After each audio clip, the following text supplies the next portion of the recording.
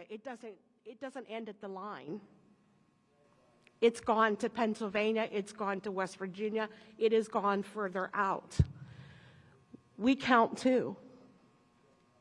We have loved ones that we are afraid for. We have lives that we are afraid for. And it's only by the grace of God that further things have not happened as of yet. I think that there needs to be an accountability, not only from Norfolk Southern, but from all that was involved in trying to cover this up. That train was on fire in Salem, Ohio. They have it on record. It was on fire there. Why was nobody aware of the fact that this train was coming through on fire? And the little town of East Palestine, Ohio is a wonderful little town. It was a great place to raise your family. And now it's a ghost town because people can't sell their homes. People won't rent their homes. And they have nowhere to go. We have a lot of people that are senior citizens that can't afford to start all over again.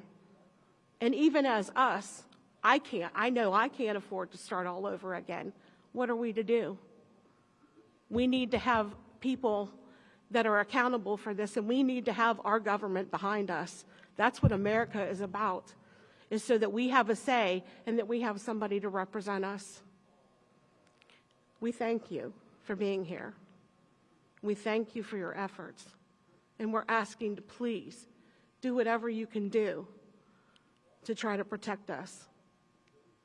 Thank you, Senator. Thank you.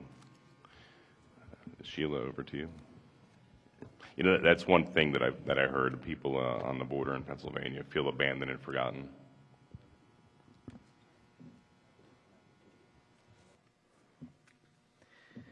My name is Sheila Stigler, a resident of Slippery Rock Township, Lawrence County, Pennsylvania. I live 16 miles northeast from the train derailment in East Palestine, Ohio. My family are modern-day homesteaders. We plant the land, grow our own produce, using heirloom and organic farming practices. We free-range poultry and then raise them for meat and eggs, as well as breed and raise a small herd of dairy goats.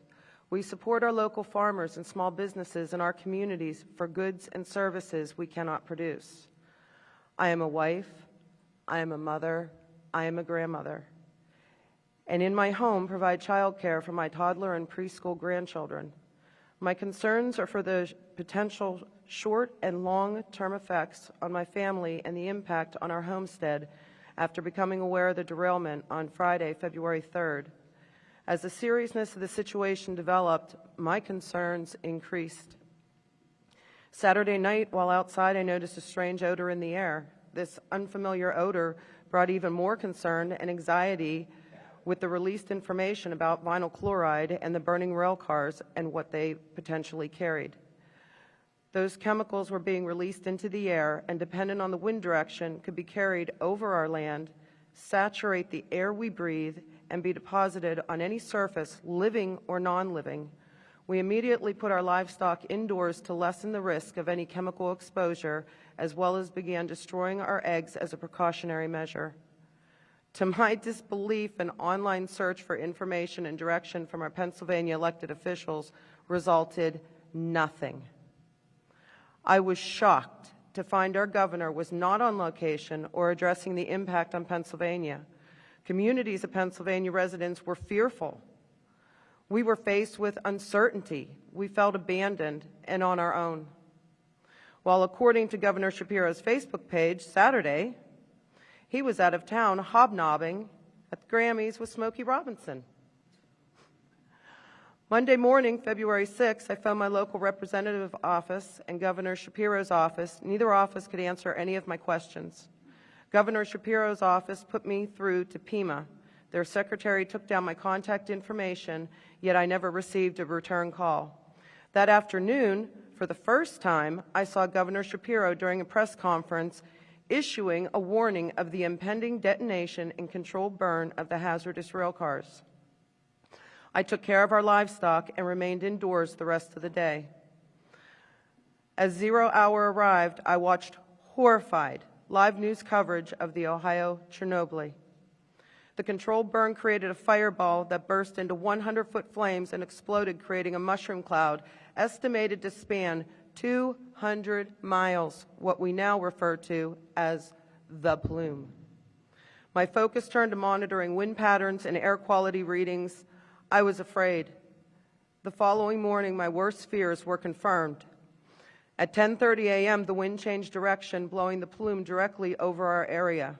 Our air quality spiked, more than doubling, as reported from the Newcastle monitoring station. Later that night, I walked out of our barn, noticing tiny particulates like fine ash floating down through the air. In the words of Sir Isaac Newton, what goes up must come down.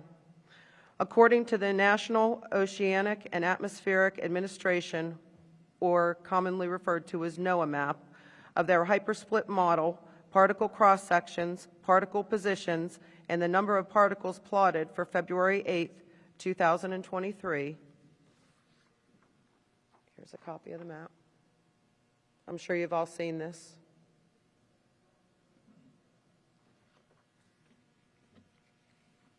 We have all been exposed to some degree and believe we continue to be exposed dependent on wind direction and the jet stream. There are still hazardous chemicals present in East Palestine and the water. The cleanup process is ongoing and remaining chemicals are being disturbed, redistributed, and released into the air. I'm left with questions. Will my family be a part of a cancer cluster in years to come? Will my grandchildren suffer any reproductive issues? What effects will be left on our homestead and livestock? Is our milk, our eggs, our meat safe to consume?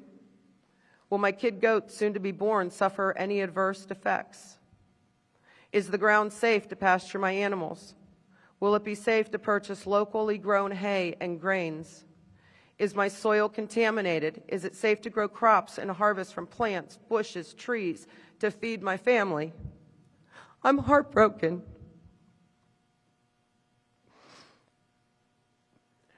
Wednesday, February 8th, my husband and I developed sinus congestion, sore throat, and a cough. My dog for 2 days had intermittent shivers and a cough.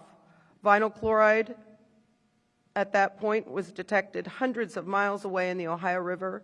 I heard reports of dead aquatic life and animals around the East Palestine area and beyond its borders. I began to question the safety and effects on our food supply chain from an area that is predominantly sprawling, rural farmland dotted with small towns and villages. I contacted a dairy processing plant near the border of Ohio who receives milk from dairy farms around East Palestine and the waterways in and along the Ohio River. I spoke with their lab chemists and they shared my concerns. They informed me they were a microlab and not equipped to test for the chemicals I mentioned from the EPA report.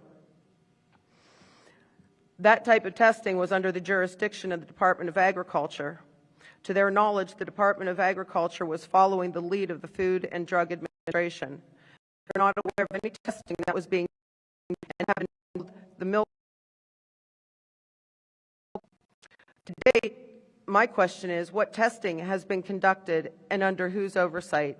What assurance do we have as consumers, the dairy, beef, poultry products, and others that enter our food supply chain from the affected areas are safe?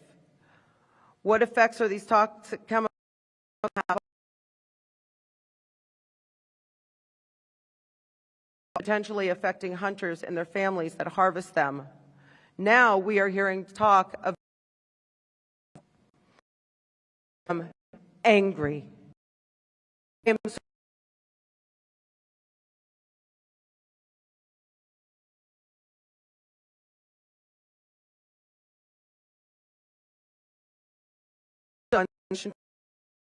Resources and the public estate. I quote, "The people have a right to clean air, pure water, and the preservation of natural, scenic, historic, and aesthetic values of the environment. Pennsylvania's public natural resources are the common property of all people, including generations yet to come." As trustees of these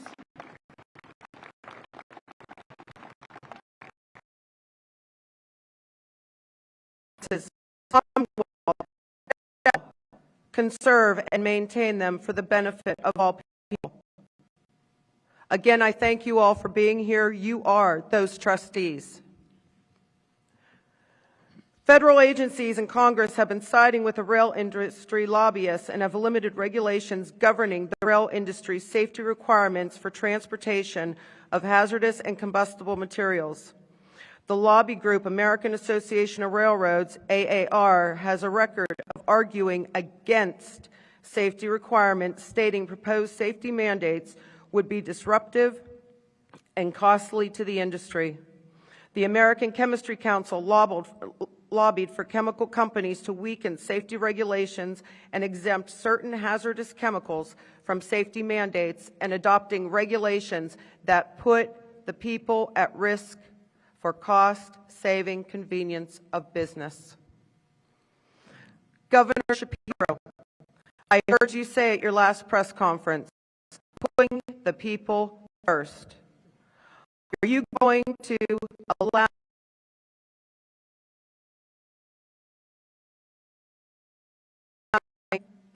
at all costs? How prepared to hold Norfolk Southern and the lobbyists accountable for Pennsylvanians' constitutional rights? As a trustee of Pennsylvania Resources,